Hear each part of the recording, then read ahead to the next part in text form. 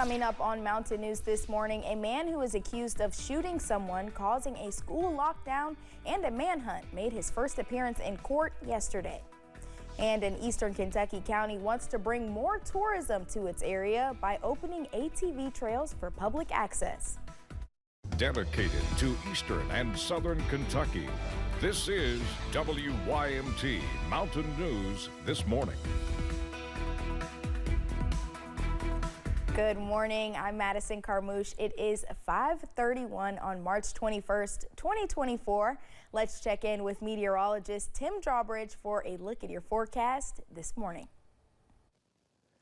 Good morning, Madison. Good morning, everyone. Yes, some lingering clouds for some of us just from basically Hazard and Harlan Point south. Otherwise, the theme is the colder air settling across the region in 32 outside our door. Now, as the cold air continues to settle across the region, keep in mind the average high is 60 degrees, and we were just above that yesterday with a high officially in Jackson at 62.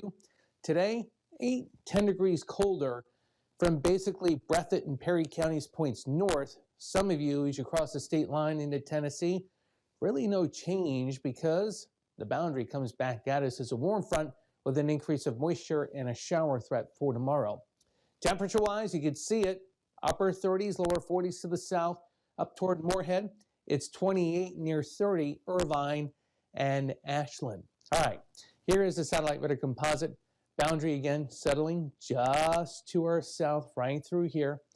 Yes, this sticks out like a sore thumb, but don't worry. High pressure building in, small visit, a bubble of high pressure, and a short visit, which means we get a nice amount of sunshine today. Yeah, some cloud cover issues this afternoon, but we average out to being partly cloudy and a forecast high today in Hazard up to 55. More about the First Alert 7-day forecast as we look ahead through Palm Sunday weekend. That's all coming up in just a few moments. Madison. All right, Tim, thank you. Moorhead State is looking for a big upset this afternoon in the NCAA tournament. While the players and coaches take center stage this time of year, it's the fans behind them that often supply some of the energy needed in those big games. And for MSU, there is no bigger fan than head coach Preston Spradlin's wife, Misty. Amber Philpott reports. While MSU head basketball coach Preston Spradlin works out the X's and O's on the court, it's his wife Misty who leads the game plan at home. We started out this dream together, and it's just become part of my lifestyle as well, and we eat and breathe basketball. The Eastern Kentucky natives and the parents of 2 children are high school sweethearts. To love Preston, Misty knew was to love basketball, and it's paid off. She's watching her husband lead his Eagles to another trip to the big dance. Misty feels the highest of highs with him and also knows the lowest of lows. I know this is a highlight reel of all the success that we've had as of late, but nobody really pays attention to those 8-win seasons that we've gone through as well, and just being able to see the success build each year has been just something really special to see. In the stands, Misty is often up and down and cheering the loudest. She admits it can be stressful. You know, I like to say that by the time I get home, I need a nap and a shower, and the fans have said before it's hard for them to watch the game because I'm so active in the stands, up and down, you know, nervous. For Misty and Preston, it's a family affair, but it's also about the community that supports them and their own basketball family. Seeing our kids be able to grow up in this environment with 15 big brothers, you know, running around all the time. Just, we have a wonderful coaches' wives community here, and just people become more like family. While Coach Spradlin works to motivate his team, it's Misty that will be in the stands in Omaha rallying the fans. Win or lose, what she is most excited about is watching her husband build a program in a sport that has always been at the center of their life together. I'm so unbelievably proud of him, not just because of the accomplishment, but just because of the man he is, the husband that he is, the father that he is, the friend that he is. Just being together for so long, it's just been nice to see our dreams come true. Kentucky has 2 more teams on the road to the Final Four in the men's NCAA tournament. That's Kentucky and Western Kentucky University. Kentucky had an open practice at PPG Paints Arena yesterday, home of the Pittsburgh Penguins hockey team. The 3-seeded Cats would like to skate through the South Region bracket, but that is easier said than done. Kentucky will take on the Golden Grizzlies of Oakland tonight.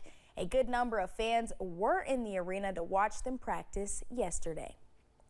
Pedro Tereses, who is charged with assault after a shooting in Wolfe County, appeared virtually in court for a preliminary hearing Wednesday.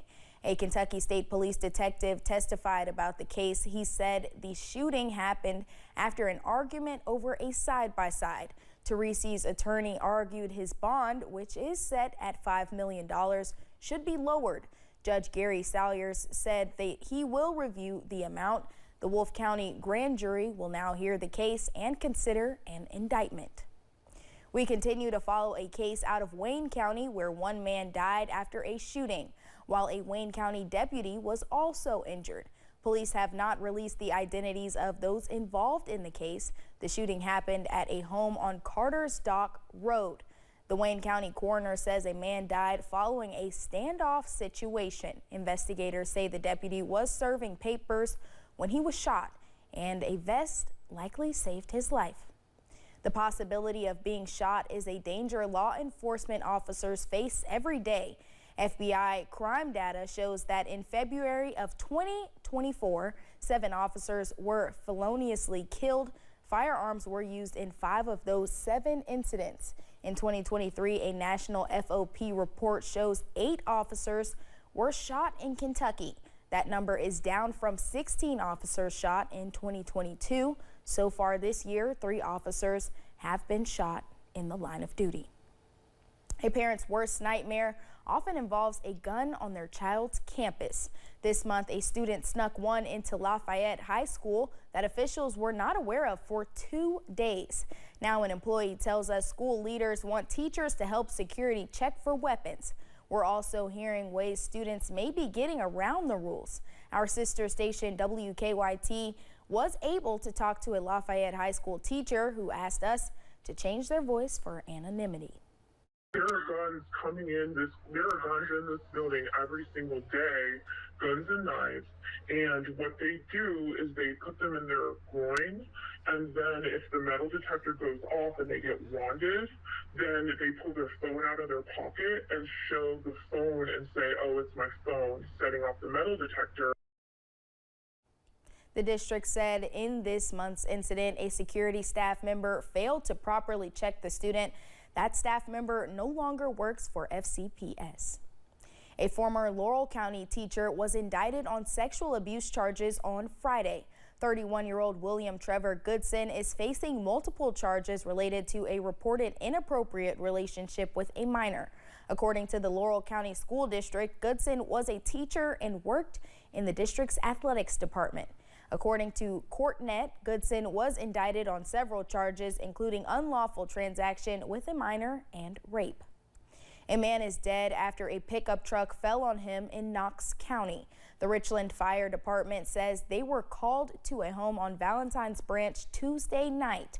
The Knox County coroner says a 50-year-old man was working underneath a pickup when it fell off the jack and landed on him. He died at the scene. The man's name has not been released.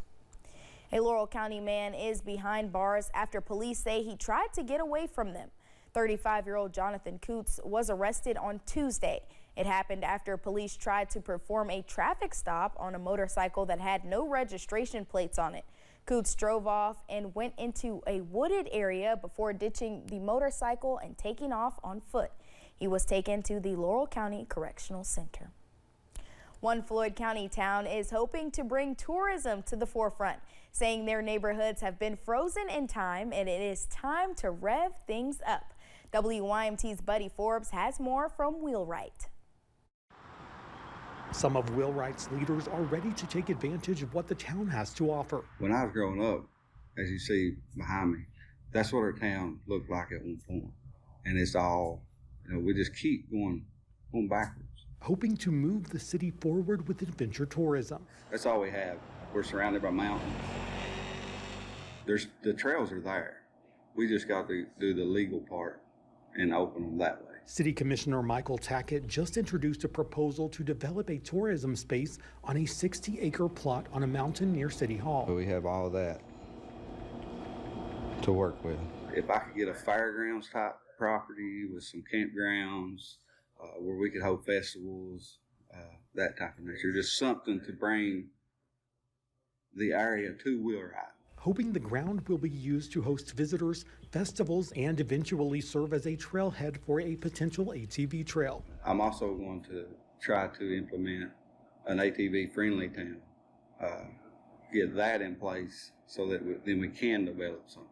Saying the first phase is to make the ground a usable space, bringing in utilities and more, applying for grants, and using the money brought in by the state prison.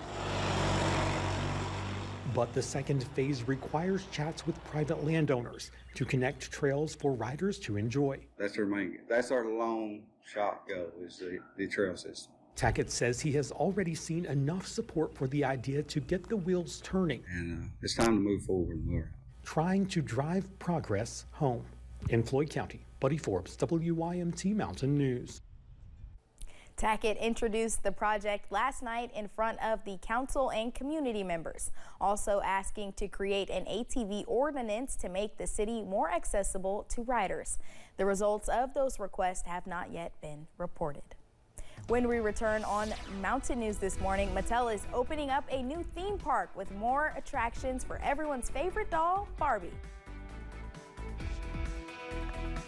And in the meantime, we've had a cold front move on through the region. It has settled just to our south. What does that mean? Obviously colder, but how cold for today? We'll let you know. Your first alert 7-day forecast is coming up after the break.